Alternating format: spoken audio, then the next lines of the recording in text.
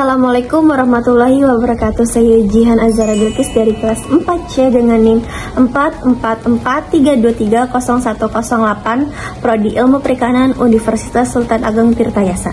Jadi di sini saya akan menjelaskan KLT yang sudah saya rangkum dari channel YouTube Kimia Farmasi Unwahas. Ini dia channelnya. Lalu apa itu KLT? KLT adalah kromatografi lapis tipis yang menggunakan fase diam, dan definisi fase diam ini merupakan pemisahan campuran zat-zat yang menggunakan fase diam berupa materi yang dilapiskan ke bahan pendukung lalu menggunakan fase gerak berupa cairan. Adapun alat dan bahannya, alatnya itu tersendiri yaitu ada chamber, lalu gelas ukur Erlenmeyer, pipa kapiler, breaker glass, pipet tetes, plat KLT, corong pemisah, klem, dan statif. Adapun bahannya, yaitu bahannya ekstra andong merah dan standar quercetin. Ada juga nih lampingan silika gel yang dilapiskan ke bahan aluminium.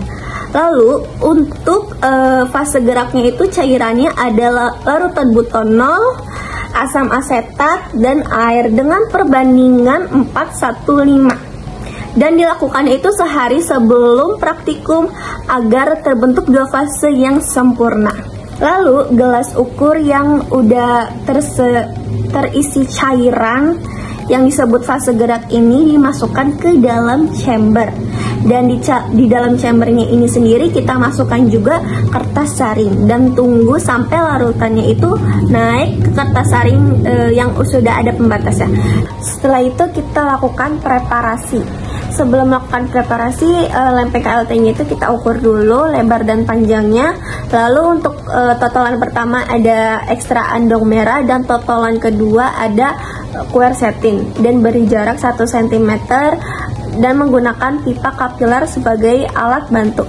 Setelah itu usahakan juga totolan itu kecil-kecil agar tidak bleber kemana-mana. Dan juga usahakan juga untuk melakukan totolan sebelumnya itu kita tunggu kering dahulu.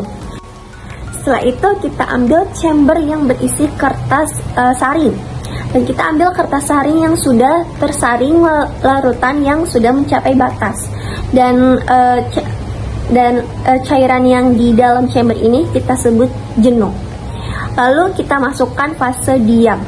Lalu kita tunggu nih fase diam dan fase geraknya ini bereaksi. Lalu setelah bereaksi kita ambil nih fase diamnya yang sudah mencapai batas, lalu kita keringkan dahulu, baru kita lihat menggunakan sinar UV dan amati. Terima kasih. Assalamualaikum warahmatullahi wabarakatuh.